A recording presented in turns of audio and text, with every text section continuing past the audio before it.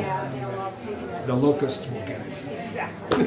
So we think we should take care of you first. Well, that's nice of you. So you That's have very nice. everything? I think so. Is this guy working? It should be. And you don't have to do anything. They're doing the capture without our doing anything. That's pretty cool. And you don't need to be mic'd. No. So we're good. Wonderful, thank you so much. You're welcome. Oh, I see. So that's off, and that's out. There you go. Green. That makes sense. There's the thingy, and there's the advance. Or maybe this is the advance. That's the advance.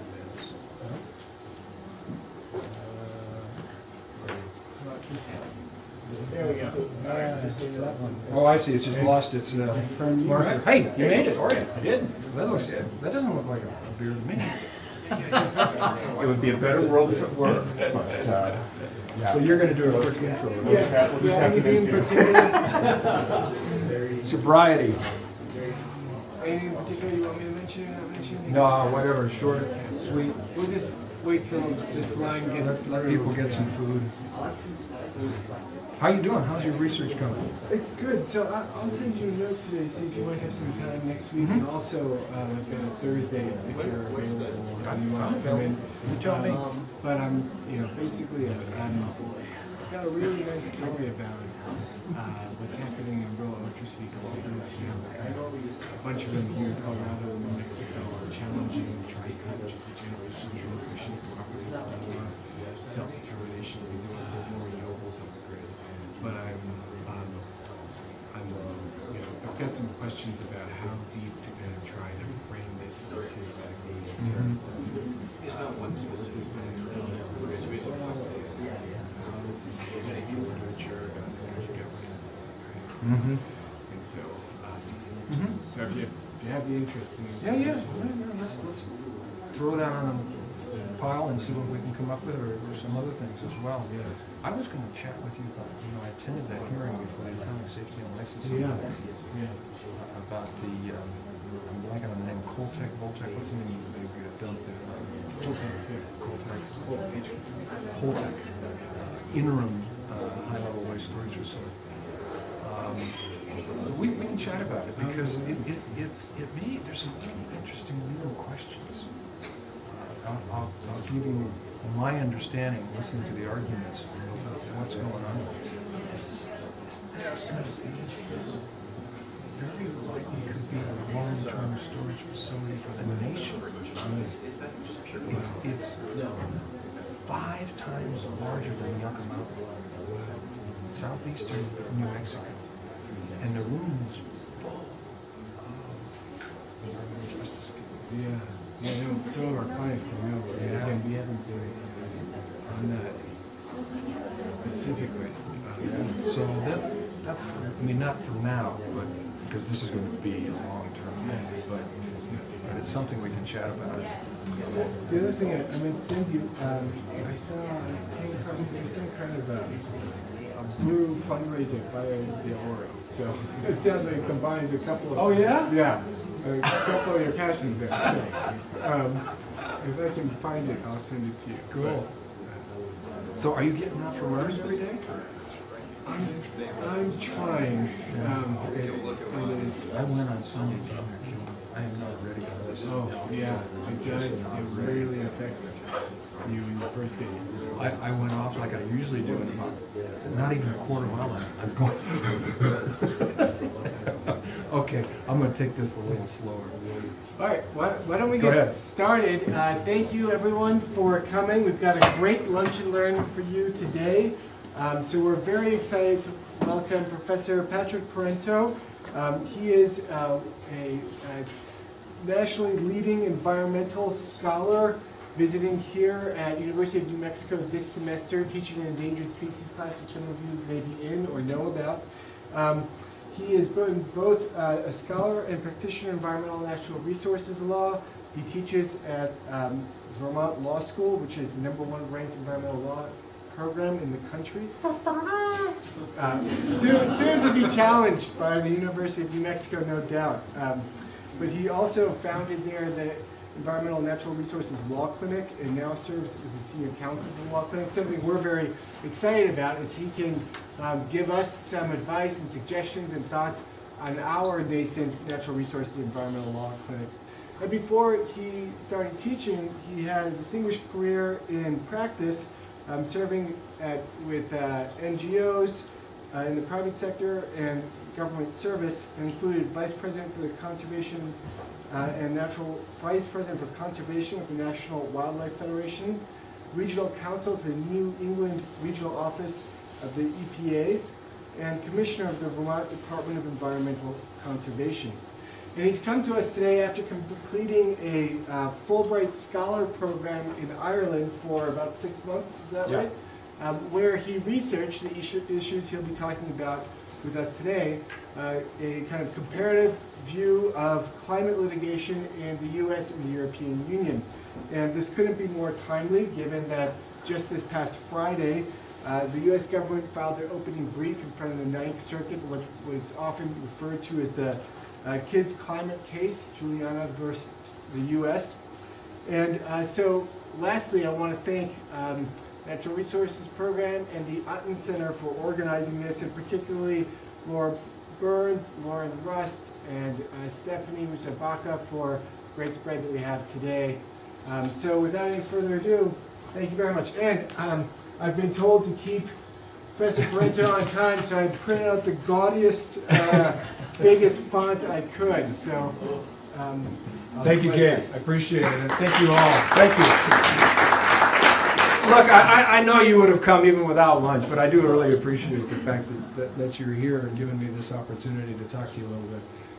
I did this Fulbright over in Cork, Ireland. If you've never been to Ireland and/or Cork, I highly recommend it. It's a really cool place. There's a lot of really neat things happening in Ireland and in the EU. So I did get kind of indoctrinated with EU law. I never had any real opportunity to talk with EU law scholars, and there were a number of them at Cork University where I was, but then I met several others around Europe as well. So it inspired me to come up with this little presentation for you today to kind of show you that you know we're not the font of all wisdom when it comes to law and courts and addressing major global problems like global warming, climate change, global weirding, climate disruption. You can pick the term you think most descriptive of the crisis. I think is not too mild a term to use for what we're facing. So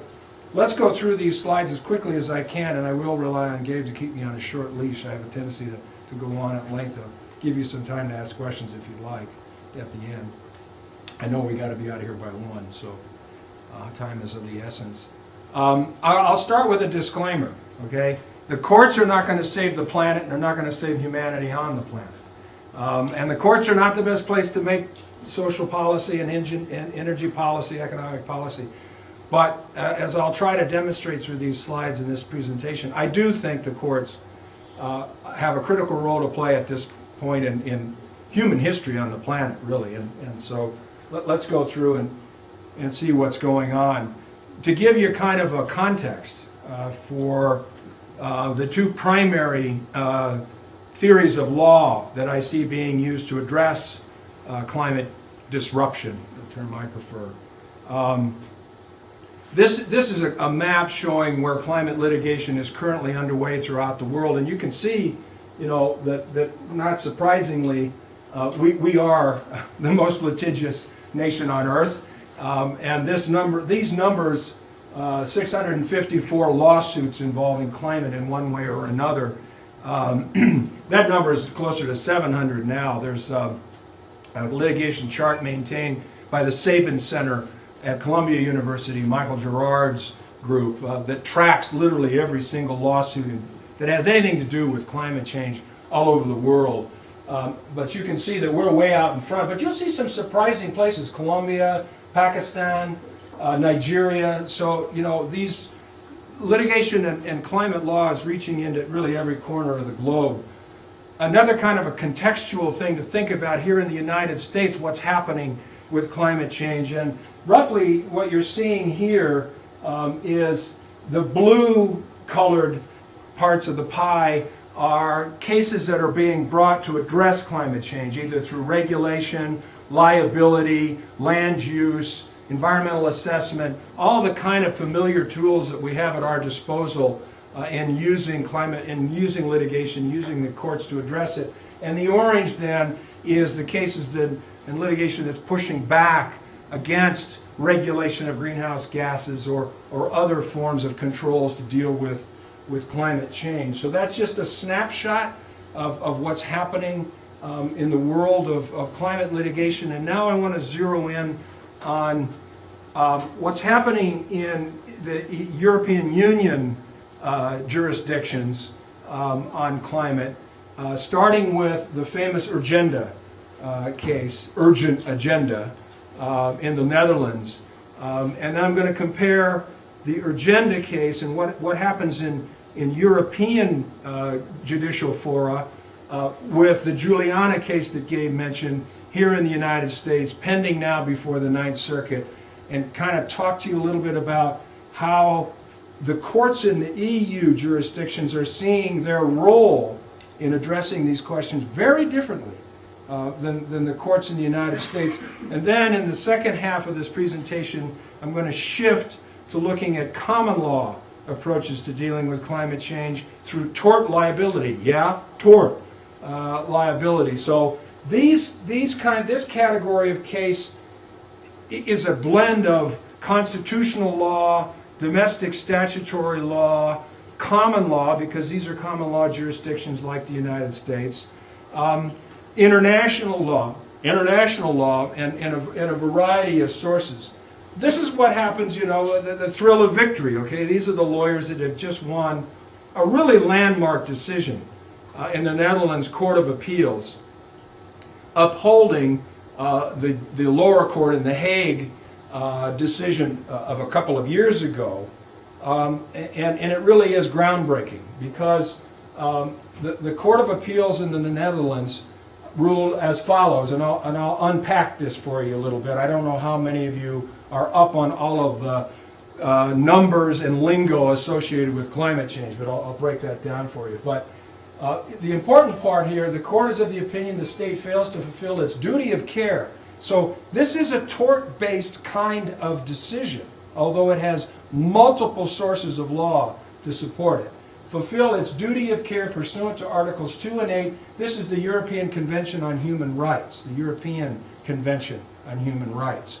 And these are the two specific provisions of that convention the court is relying on. This is the first time, according to international scholars, human rights scholars, that a court has ever used these two provisions in quite this sweeping way to reduce emissions by at least 25% by end 2020.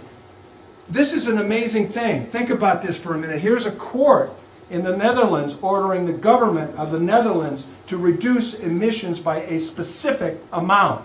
No kind of broad rhetoric, qualitative, very, very quantitative. You're not doing as much as you should, and this is the precise amount that you're going to have to do by a date certain. Remarkable, yes?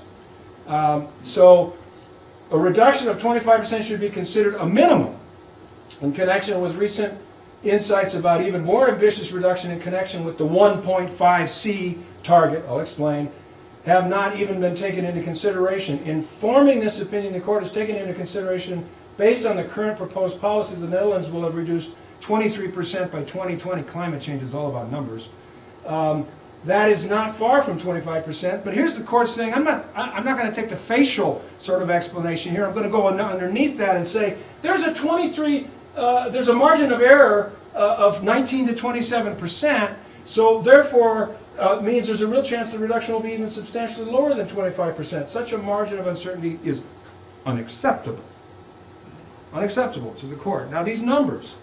So the Paris Accord, you're familiar with the Paris Accord, the Paris Agreement. Almost every nation in the world, except us, which has tried to withdraw, is a signatory to the Paris Accord. That set as a safe threshold for increase in average global temperatures 2 degrees Celsius over baseline conditions pre-industrial revolution, right? That was supposed to be a safe threshold, 2 degrees Celsius. If we can hold average global temperatures 2 degrees Celsius we should be relatively safe or relatively okay, or we can make it, we can deal with it, we can adapt to it, we can cope with it, right? No. So now the IPCC, which is our leading international group of scientists, over 2,000, has come up with 5 different major reports. The latest report, each one of them gets worse, the latest report says, no, 2C is not safe. 1.5C may be safe, may not be safe. So these are all, we're already at 1 degree Celsius, okay? We've already reached the 1 degree Celsius platform of increased average global temperatures as a result of human-caused greenhouse gas emissions and the heat-trapping function and all of that, right? So that's what these numbers mean. This is what the court is saying. The court did a remarkable thing in the Netherlands, and this is true in Ireland, it's true in Great Britain, it's true in many, many European nations. Number 1, standing, not a problem. Not a problem. Huge problem in the United States, getting constitutional Article 3 standing to bring your case to court. In the Netherlands, it's not a constitutional doctrine. There's a statute that basically authorizes organizations such as Urgenda to bring actions in their own name, in the name of everybody who signs a petition to join the case, in the name of future generations, in the name of citizens in other European Union countries. An extraordinary doctrine of standing. Extraordinary. So the courts system, the judicial, and there's a convention called the Aarhus Convention, says that all European nations must provide wide access to justice, liberal standards of standing, threshold requirements for standing, and shall not impose prohibitive costs that prevent citizens from getting access to justice. There's an international court that enforces very rigorously these requirements. So that's the first thing to understand is we're so used to in the United States, the hardest thing in the world in environmental litigation, which I've been doing for 45 years, is getting into court. Winning on the merits is nothing compared to getting into court. Seriously. Not so in the Netherlands. So it is possible to think about a whole different way of thinking about standing, access to court, access to justice, rule of law. Number 2, the thing that strikes you about this lengthy opinion, which I commend you to your reading, it's translated into English, and it's an accurate translation. I've been assured of that. It's online. Science. How often do you see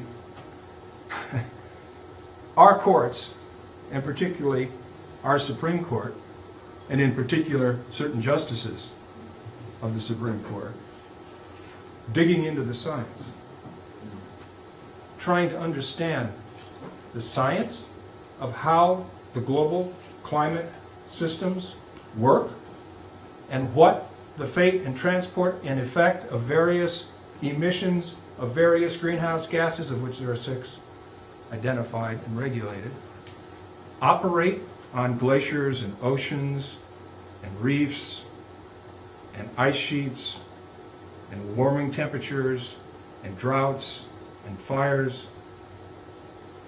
This court spends 20 pages of the opinion on the science, getting the science right, and understanding the science, and thinking that's an important thing for courts to do, to be literate in matters of scientific understanding, to inform the duty the government has to address what the scientists say must be addressed to safeguard human life and other life. Amazing. International law. How often do we see our courts looking around the world for what other courts are doing? Every once in a while, true. But as a matter of course, to be instructed by, to be informed by what other courts in other nations, other judges, other learned scholars think about a matter? Not so much. Here, incredibly important part of the rationale of this decision.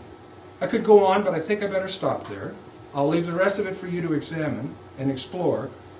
it'll open your eyes to the possibilities of what a really enlightened judicial system is capable of. Ireland, just last month, friends of the Irish environment, who I got to know very well, great people, have a pint or two, time to time. They have a case pending, and they just had 4 days of trial in the High Court. In Dublin, there's an area called the Four Courts. Anybody been there? I commend it to you. Go there. You can walk in. You can't go where the barristers are. Okay? That's off limits to, most of us. I got in there. But the four courts, they're literally 4 different levels of courts right there in one building complex. It's fascinating. The High Court in Ireland is there's an intermediate court between the High Court and the Supreme Court called the Court of Appeals, but Irish jurisprudence is such that major cases like this one would go directly from the High Court to the Supreme Court, and that's where this case will eventually be going, and skip the intermediate step. So the High Court is really a court of general jurisdiction.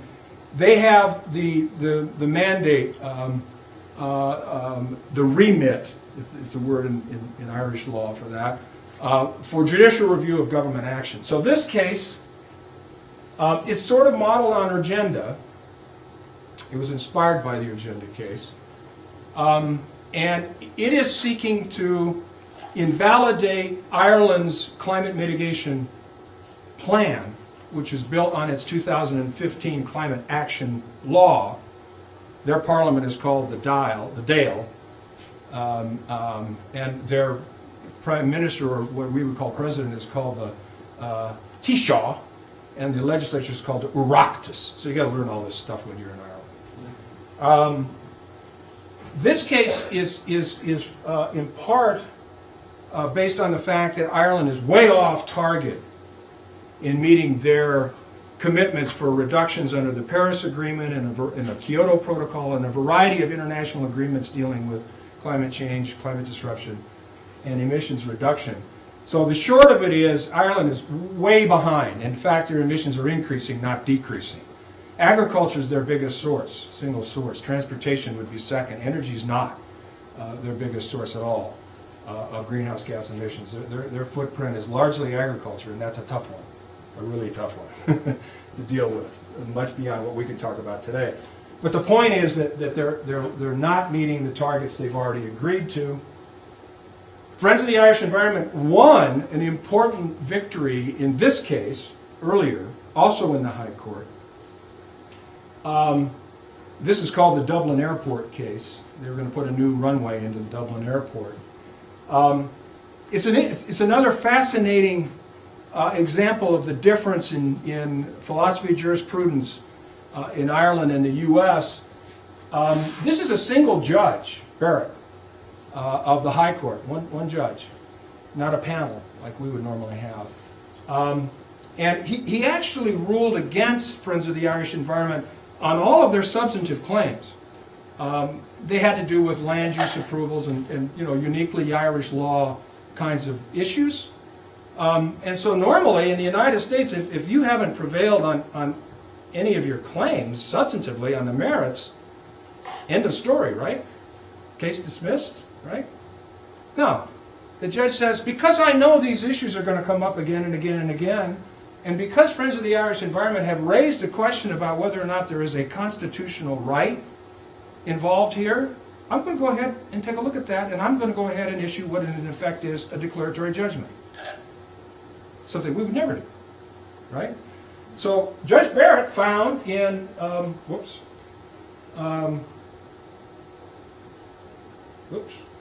did I do? Gotta go back up here. You probably know how to do that. Faster than I could do it.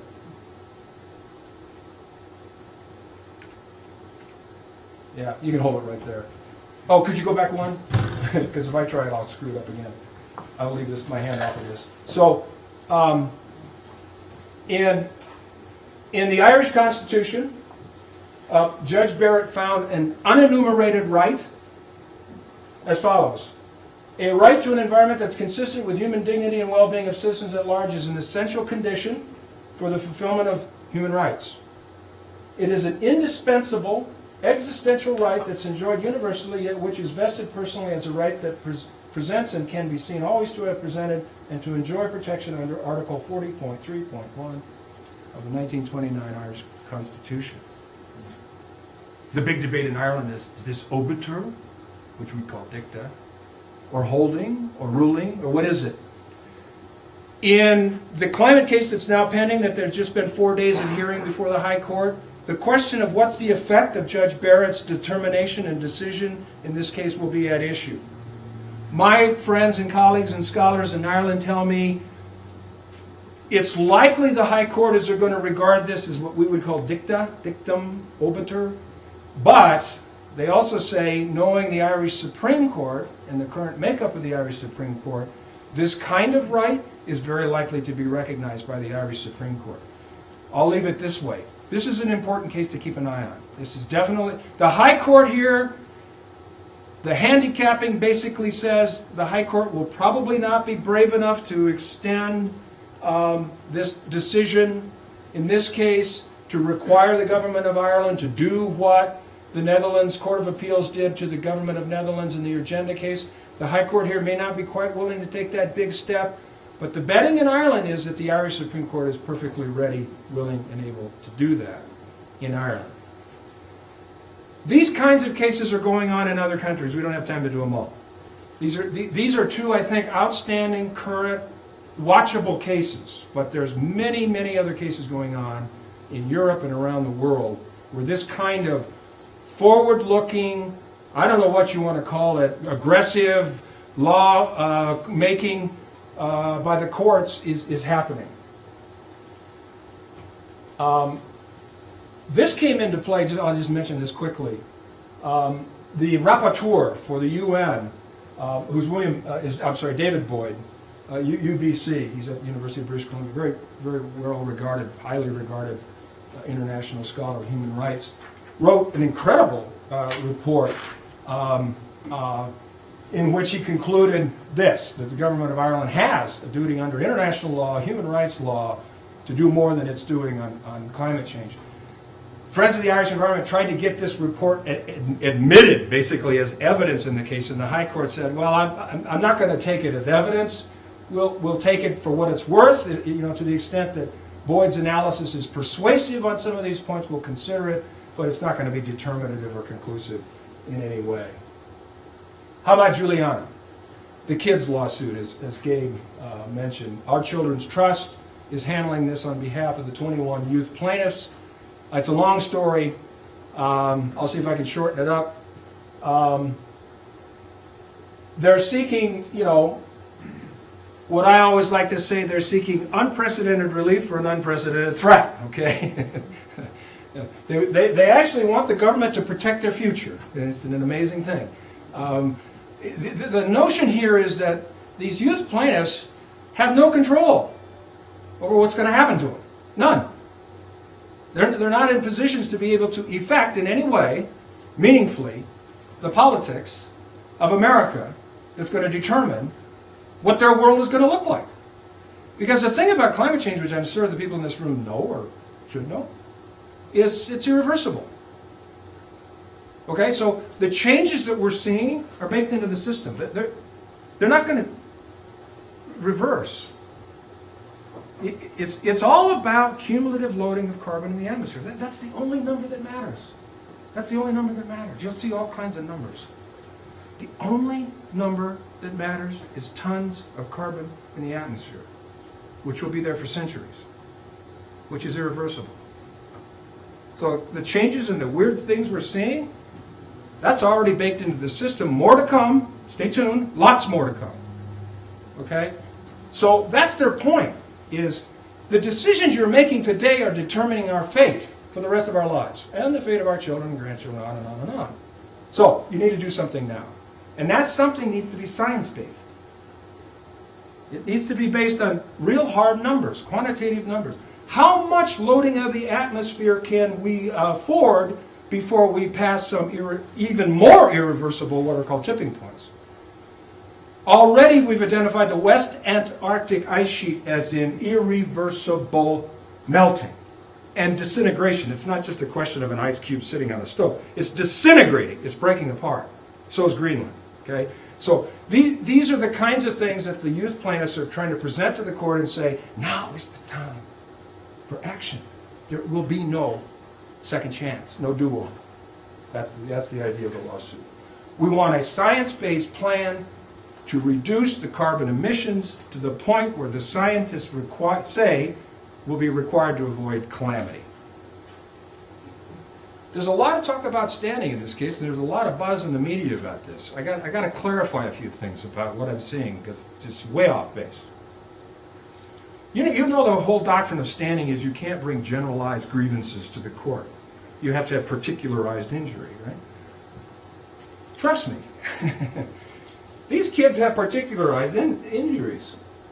Jaden, her house was destroyed by Katrina. They moved. Her second house was flooded in 2015.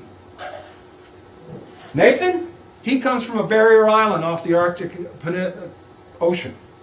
His barrier island is disappearing because the pack ice is melting, the seas are warming. His island home is actually disintegrating. It's been there for 10,000 years. And so on. Sophie, she has asthma. Guess what guess what climate change does for asthma? Heat increases, ozone triggers, smog triggers. Her asthma attacks are becoming more frequent, more severe. All of these kids have something really specific and unique to them. That's not the problem in the case. Sorry, Department of Justice. That is not the issue in the case. Redressability is the issue in the case. What's the court going to do about it is the issue in the case. They want two things. They want a declaration that climate change is real, immediate, dangerous, getting worse, and something needs to be done about it. And they want to put the Trump administration on trial for, guess what? Saying all of the above is a hoax, is crap.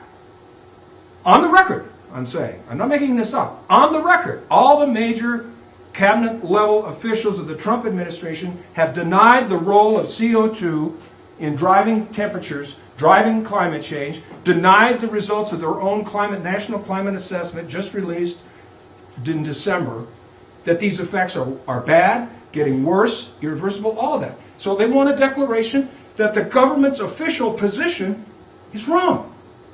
It's not based on fact. It's not based on science. It's not based on law. It's based on ideology. They want a declaration. Pure and simple. There's a real controversy. They want a declaration. Number two, they want a plan. They're not taking over the United States economy. They're not asking for that. They want a plan. What are you going to do about it? And if you think about this in equitable terms, and if you think about the fact that the government, let's pause it for a minute, just for the hell of it. The government has some duty to do something. What kind of a duty would that be? It would be a fiduciary duty, right? It would be some kind of trustee responsibility for this, current, and future generations, right? So what do you normally expect of a trustee who's supposed to be guarding the assets of the beneficiaries? Due diligence? Prudence? Right? And if they're not, and your portfolio is going to hell, going down the tubes, what do you get from a court? An accounting. What are you doing with my asset? Right? It's a wasting asset. So you get an accounting. That's what they want. There's all kinds of spin and rhetoric. They want an accounting. What are you doing in response to the science, which you're denying, but is true and clear, overwhelming? What are you doing? That's what they want. This is what they're relying on. Marbury versus Madison, remember it? It's emphatically the duty of the courts to say what the law is. That's what they want. That's what the law is. They are saying there's a substantive constitutional right to a safe climate. Okay. That's a pretty bold thing, right? That's a pretty out there kind of argument, right? And maybe there isn't. Maybe the Constitution does not guarantee the youth of America a safe future. Okay. Say it. Just say it. There's some value in that. There's some value in that. Have the courts of the United States, have the Supreme Court of the United States say there is no constitutional right that safeguards your future. Period. and then see what happens politically.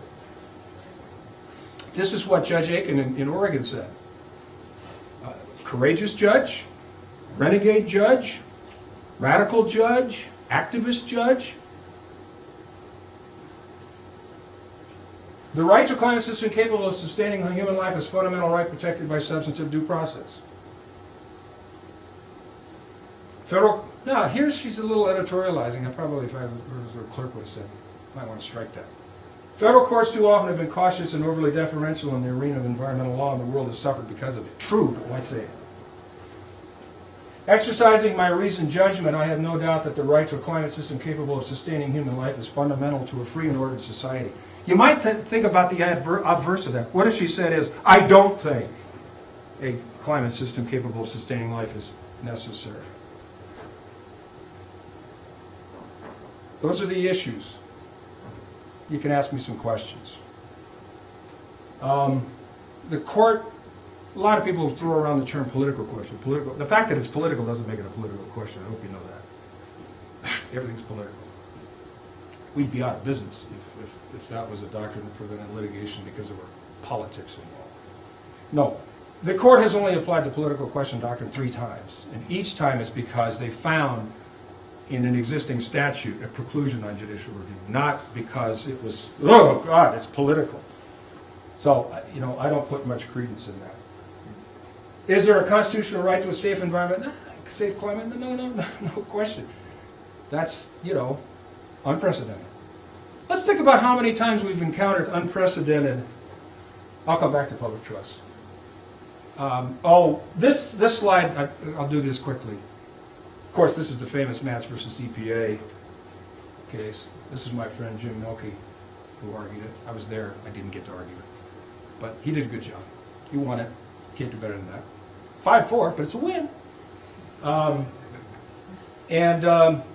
The significance of Matz versus EPA is this is really where the standing issue is going to turn.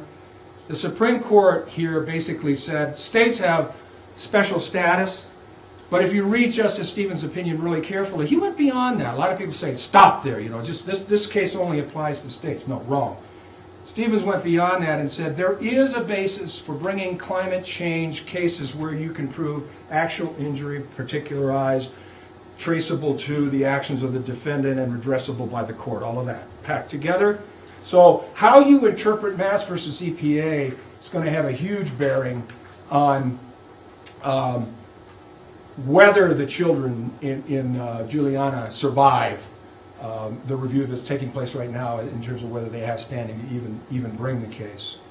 The other thing about this case that's important is the court said the fact that this is a global problem, and that even if we grant what the petitioners in the case are seeking, which was controls on transportation vehicle emissions, reducing them by 6%, which China would overcome within a day of building another coal plant kind of thing, the court said that doesn't matter, even if it's de minimis. If it's something, if it's 1 ton, it's 1 ton less in the atmosphere. That's what counts. So this case establishes some really important benchmarks for the standing analysis that the Ninth Circuit is currently undertaking with Juliana to see whether or not the case actually goes to trial. The only thing that we're talking about with Juliana right now is, will there be a trial or not? Will the kids get their day in court or not? But of course, we've got some new players. If I was clever, I could have done the switcheroo and showed you who's not there. You know who's there now, though, right? You can see them up there on the screen, right? So we have Mr. Justice Neil Gorsuch and Mr. Justice I Like Beer Kavanaugh over here. We have some other new people. So a new cast of characters on the Supreme Court, so we don't really know how this court's going to feel about climate change and standing, but we can sort of guess. I'm going to skip over this. So this unprecedented notion, just real quick. How many times in U.S. history has the court done something that was unprecedented? I mean, for 50 years, we thought separate but equal was perfectly fine. We thought locking up Japanese in World War II was perfectly fine. There's lots of things. We thought women didn't have a right to choose. We thought people didn't have a right to marry who they want. There's lots of things about U.S. law, constitutional law, that were unprecedented until they weren't. And then all of a sudden, everything was changed. Boom! Just like that. Okay? So don't think that just because something's unprecedented, it means it'll never happen. Or, as I used to hear at EPA, we can't do that. We've never done that before. What? Let's do it now. There's Obergefell. I love this one. This is Judge Posner. If the state puts a man in danger or in a position of danger from private persons and then fails to protect him, it's as much an active tortfeasor as if you had thrown him into a snake pit. This is actually the core of Juliana's argument. It's not passive what the government's doing. It's not as if the federal government is sort of asleep at the switch, although there's part of that too. No. The federal government is taking affirmative action to increase the danger to the American people and to posterity. They're doing it through regulation, through fiscal policy, through leasing, oil and gas reserves everywhere. 90% of the coast of America is now open for oil and gas development. 90%. The Arctic National Wildlife Refuge, which was off limits for 50 years, I know, I fought them all, is open for business and so forth. So that's their argument, is that the government is taking actions that's actually creating the danger. It's not that they're not simply responding to it, okay? Here's the people who would testify if the trial goes forward. I would love to see this trial if for no other reason than the theatrical theater value. Gus Speth. Gus was chairman of the Council on Environmental Quality for Judge Jimmy Carter. He wrote the first CEQ report, State of the Environment, in which he said, global warming is here, climate change is a real issue. If we get to work on it right now, we can fix it and solve it in 20 years, and we'll be okay. 1978. James Hansen, need I say more? You know him? Joseph Stiglitz, Nobel laureate, economics. Greatest threat to the global economy? Climate change. Mark Jacobson, the enfant terrible of the energy establishment, because he insists over and over again and has the data to prove it, we can be 100% renewable. These are the people that would testify if the trial goes forward. The Ninth Circuit has it in its power to either to let the trial go forward or not. We won't know till this summer what they decide, but it would be a hell of a show. And I would love to see the other side of the case from the Trump administration. Doesn't look like I'm going to have time to do much on this, which is too bad, because this is really fascinating stuff. So now I'm shifting to tort liability. And I'm going to shorten this all up. I got full disclosure. I've been involved in the group that's put the California cases together. So I have a view. You might not sort of guess I have lots of views. And you should take them all with a grain of salt, and you shouldn't trust me one bit. Don't trust anybody. But anyway, these are fascinating for lawyers cases. This is, talk about cutting edge. Wow. This is really cutting edge stuff. In the background is what you know. I mean, we lost a town of 15,000 people in 2 days. 60 people were incinerated. I'm using that term advisedly. Incinerated. They couldn't even distinguish the ashes, the bones of the people from the animals and other things. Many of these people never been identified. Incinerated. We haven't seen fires like this ever in the United States. Australia, yeah, not here. And then there's all the others. You know, I'm not going to beat you to death with all these. These are all the damages. You know, North America is breaking all the records on disaster-related damages. CO2 keeps going up. I do have to mention this one. You know, there's all this talk about the polar vortex and how can we be in a world of global warming with, you know, 50 degree below. And my favorite comment from Michael Mann, who's one of the leading climate scientists in the world, when Trump, you know, tweeted, "This is all baloney. What happened to global warming? Let's bring global warming back and help the people in the Midwest." He says it's like arguing that nighttime means there's no sun, basically. It's climate, folks. It's not weather. Polar vortex is weather. At the same time, Chicago's suffering from minus 30 degrees. Australia's on fire. Okay, average global temperatures are way up and continuing to increase. Don't forget that. Climate is not weather. Anyway, I'll just say this about these cases. There's a bunch of them now. New York City has filed, Rhode Island has filed, Boulder has filed. There's a whole bunch to come. The Dungeness crab fishermen of the West Coast have filed. So we're going to see a lot more of these tort-based cases coming to court. But the question is, which court? Not federal court. The Supreme Court in the AEP versus Connecticut case said, whatever was once the case in terms of federal common law remedies for climate change has been displaced by the enactment of the Clean Air Act as interpreted in Massachusetts versus EPA to cover greenhouse gas emissions, and the fact that EPA under Obama was beginning to regulate said emissions. All of that means that the basis of federal common law nuisance has been displaced. You make sure you understand these terms precisely. That's not the same as preempted. Preemption is vertical, federal to state. Displacement is horizontal, Congress to courts. So federal common law has been displaced by the enactment of the Clean Air Act. There is no remedy for climate change under federal common law. That's pretty clear. But the Clean Air Act specifically in two places reserves to the rights of the states to bring common law actions to address air pollution problems. And since greenhouse gas emissions are carbon pollution subject to the Clean Air Act, the Clean Air Act does apply to these emissions and to the production of the fuels that cause the emissions. And therefore, the question in the California public nuisance cases is, should these cases belong in state court?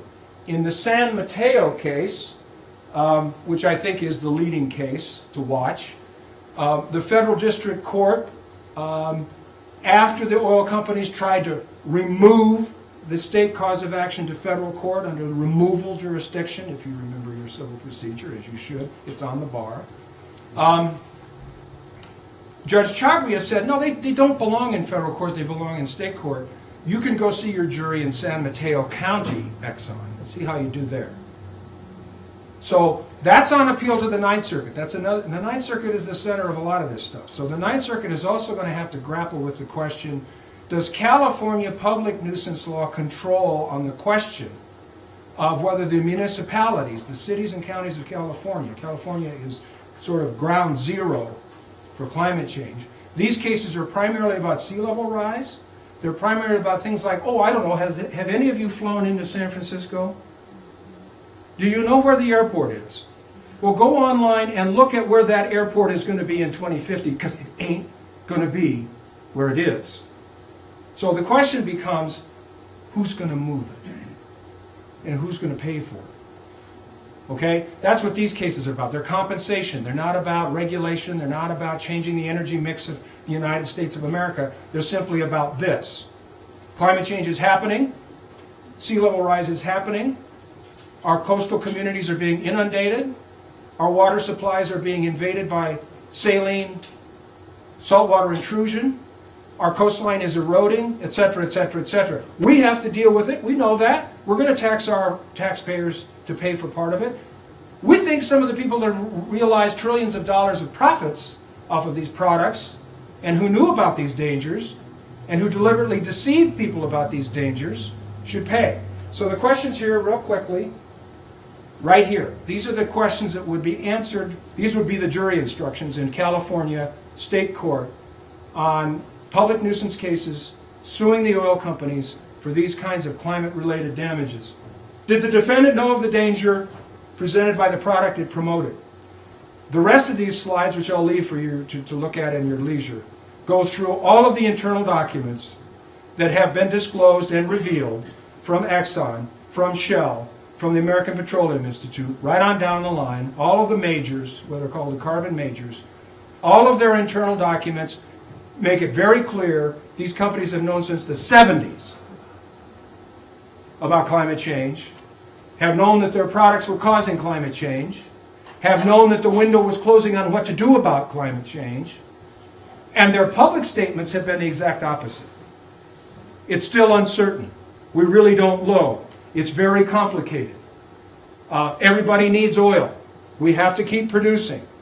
Now, we're going to make changes to our own internal business plan because of this, because we know the threat's real. We're going to raise the platforms of our oil derricks because we know sea level rise is real. We know we're going to go into the Arctic big time because the ice is melting because of climate change. So we all know internally among ourselves this stuff is real and dangerous and happening and needs to be addressed. But there's also a hell of a business opportunity here, and we're going to take it and run with it. All of that, I'm saying, is allegations in the 90-page complaint. All of which is going to have to be proven by a preponderance of the evidence before a jury, if the cases get to a jury. The Supreme Court has yet to be heard on this. The conventional wisdom is the Supreme Court would never allow any court anywhere, whether federal or state, to hold oil companies liable for the damages being caused by a global phenomenon of climate change. That may be true. We won't know for a considerable period of time whether in fact that's the way the Supreme Court rules. But in the meantime, I'll just say this. All of these questions, did the defendants hide the danger? Did defendants cause or contribute? Was the harm to plaintiffs foreseeable? These are all at issue in the San Mateo case, and I urge you to keep a close eye on that. And I'm sorry, I had a lot of other stuff, but I'll leave it to you to look at in your leisure. I always do this, and I'll just end where I began, right here. Litigation won't save the planet. Courts are not the best place to make climate policy. The courts do have a role in enforcing the rule of law, adjudicating liability. Solutions to the climate crisis are hidden in plain sight. End. Thank you. Do we have any time? I think we probably A couple need to- minutes, maybe one. One sounds good. Do you have a question? Yes. On enforceability, you said that in the EU, the courts aggressively enforce their decisions around these issues? Yes. How would you explain that enforcement? You know what? It doesn't require an army. Usually when the International Court of Justice issues its judgment mandate, there's compliance. There are trade sanctions. Here, for example, Ireland, here's what Ireland's facing if it actually doesn't achieve some of its targets. It's facing billions of dollars in fines. So the main enforcement vehicle, I would say, for not following EU directives or EU conventions would be fines and penalties, which are significant. Yeah. Thanks a lot. That was great. Too much. Too much. I'm sorry that we're a little bit rushed here. No, you warned me. Hey, just for fun, would you sign this? Yes. You bet. I'm a civil engineer. I just come to find things. Where do you work? I manage the sewer collection system. Oh, right here in Albuquerque. Yeah. Well, that keeps you busy. Somehow I ended up on this list, and this was just an interesting thought. Well, I'm glad you came. Yeah. So let me ask you a legal question. Yeah. I didn't want you to think that I'm a legal student. Yeah, no, that's all right. Those cases in Europe, Yes. how would they be cited? How That's would a big question. Well, I know. Normally, our Yeah. courts wouldn't cite them at all. They couldn't. Wouldn't rely on them. They couldn't be. Wouldn't consider them precedent. No. No. But they would certainly give you a I mean, roadmap. they could get into the mind of individual judges. Yes. It would be a roadmap of how to Yes. set up a case, though. They might have some persuasive effect, but Thank you very much. yes, thank you. Talk. Appreciate it. Thank you. Hi. I have a really quick question. Yeah. So I know that Juliana Dubois will eventually become a 10th Circuit because they have an exception. It's ninth, but ninth. Ninth Circuit. They Yeah, have yeah. an exception to Shane, Yeah. Bago. Yeah. Are there any other circuits that have that kind of that scheme? Because I could really find out.